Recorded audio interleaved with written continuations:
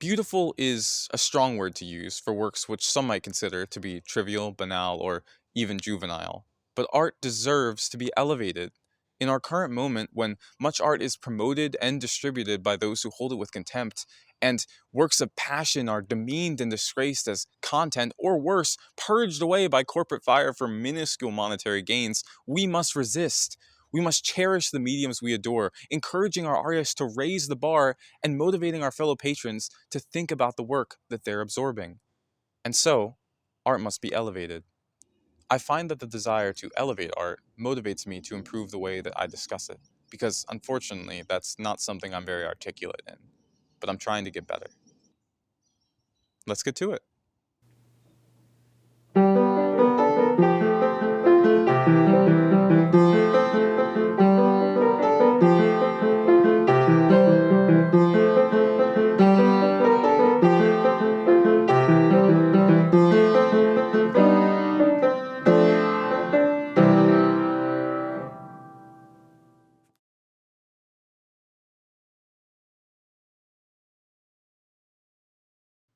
I gotta be honest, I think I would have liked Banshees just as much, even if it was just 2 hours of Colin Farrell walking through some green fields, because that really does it for me.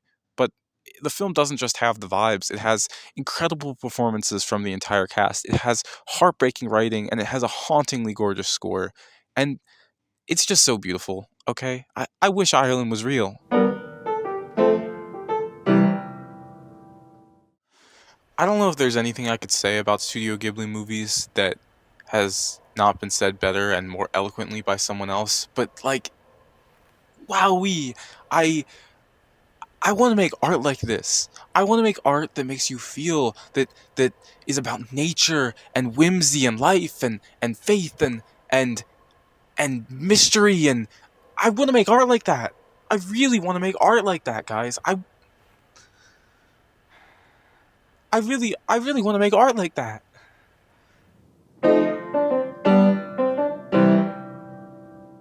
It's going to become clear pretty quickly that the title of this video is a little bit of a lie, and this is the first sign of that because this isn't a visual medium, it's a poem. Uh, Late 2022 to early 2023 was characterized for me by a deep crisis of faith. During that period, I reevaluated a lot of my beliefs, and I'd like to think of it like a dilapidated house that slowly had all of the rotted timber replaced by sturdier wood. That's how I'd like to think of it, but I know I still have a long journey ahead. Anyway, I had some really low points during that time, and Jesus the Scars comforted me in those moments. A lot of my journey was based around learning the ancient origins of my faith, the history, and also just coming to a genuine sense of awe at what I see as the beauty of the gospel. And I found this poem to be very in sync with that.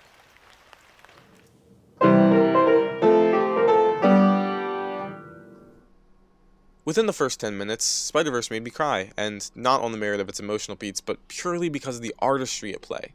The film is just fantastic. It's so alive, and it's a striking symbol of the potential that animation really has.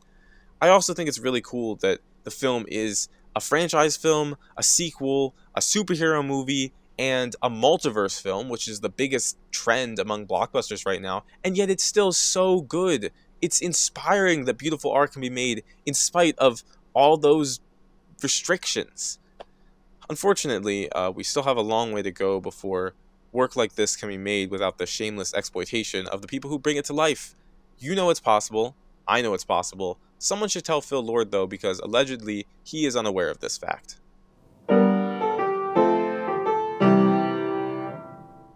I really wanted to put a comic on this list, but honestly, I didn't read anything last year that totally blew my mind. But I'm going ahead with this anyway. Batman the Cult. It's a good Batman story. I like Batman. You got me there. It's a good Jason Todd as Robin story. It has great covers, as you can see from this cover. It has good art. It's a good story. We go sewer diving. What more could you want? Honorable mention to Robin Year One. which I also read and liked, but I have even less to say about that. So that's the whole. That's it.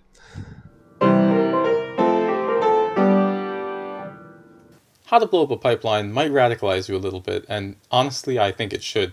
It's extremely suspenseful, it has great characters and editing, and, I mean, it should win an award for that title alone, because it's self evident.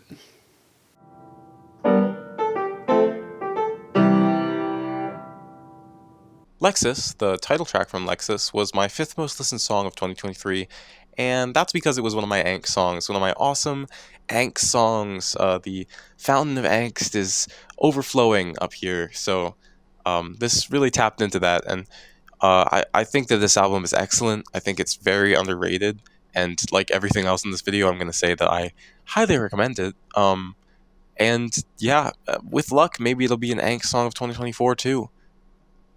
You never know. The angst just keeps coming, for better or for worse.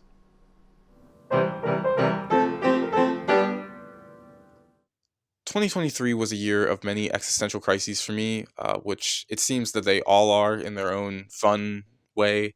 But this profile was released at a time when I was really contemplating my own mortality and thinking about how I was spending my time and how I wanted to refocus my life. And many of my thoughts were very melodramatic at this time because I am 21. Scorsese is 81, so he has a few points on me. I found this article to be so rich. It's so good. I was gonna share an excerpt from it, but I honestly couldn't uh, break it down into just one because I feel it would be somewhat demeaning to the piece as a whole because it, it just must be experienced as a whole. I highly recommend that you read it. Scorsese, he has the sauce. Few have had the sauce more than he has the sauce. If you get what I mean, I guess.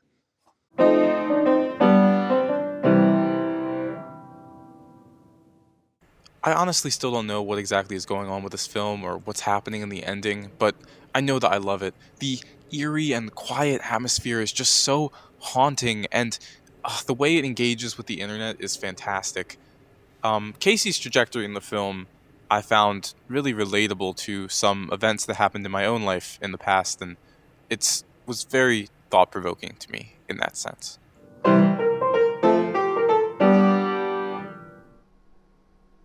I used to brick film a lot, but over the last several years I've been on somewhat of a hiatus. During that time, though, I've kept up with the community, and I love seeing the innovation and stylization that a lot of new films are pioneering. And I think Live Rich, Die Richer is a really great example of that. The film was made in 7 days for the Brick Film Rapidly All Week Long, or Brawl, competition, and it doesn't show. It won first place, which is incredibly deserved in my opinion. The unique use of lenses is fantastic. The live action footage blended with stop motion gives it a really unique feel, and the mix of shots animated outside is something that you don't see in a lot of brick films. I also think that the script is really sincere in a way that perfectly meshes with the medium. It's not too much for a Lego animation. I hope that as I hopefully return to brick filming, I can uh, take into account all of the great work that's been done in the time I've been away and take great inspiration from it.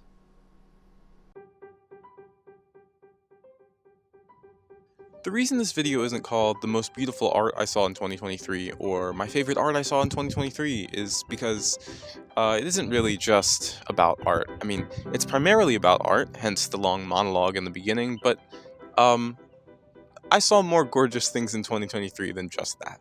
I mean, believe it or not, I touch grass too, and grass is pretty gorgeous.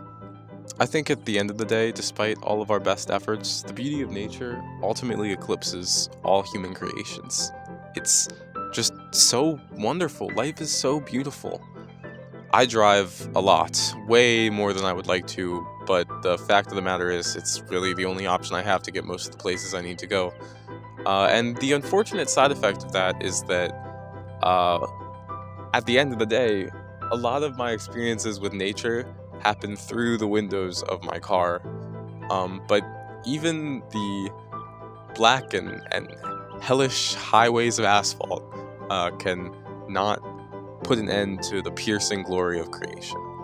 Last summer, I took a long road trip to Vermont, and on that drive, I got to see beautiful forests and mountains and fog and even some waterfalls from my car, and I'm very grateful for that experience. I do wish that it could have been had from a train, though, because I could have seen all of those sights from a train. One thing I must admit you can't do on a train is just stop at any moment and look around, so I guess cars get one tiny point for that. Last November, my wife and I were driving at night through the countryside, and we decided on a whim to just stop and get out and stand in the field and look at the stars. And it was an incredible experience, and definitely, by far, one of the most beautiful things I saw last year. It was so dwarfing and just awe-inspiring. The light pollution here where I live is very bad, so seeing a full sky of stars is just an incredible experience. And yeah, I mentioned my wife. That road trip to Vermont was actually our honeymoon. We got married this summer, and I think I'd be a pretty lousy partner if I didn't cap this off by saying that she was one of the most beautiful things I saw this year. And she's a work of art I get to see every day, so yippee! I have not a doubt that I'll find 2024 to be another year overflowing with beautiful things.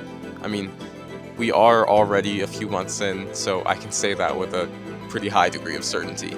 And Lord willing, I'll get a little better this year at articulating exactly what I love so much about those things. So yeah, pursue beauty and value it. Make art, live life, touch grass. Bye!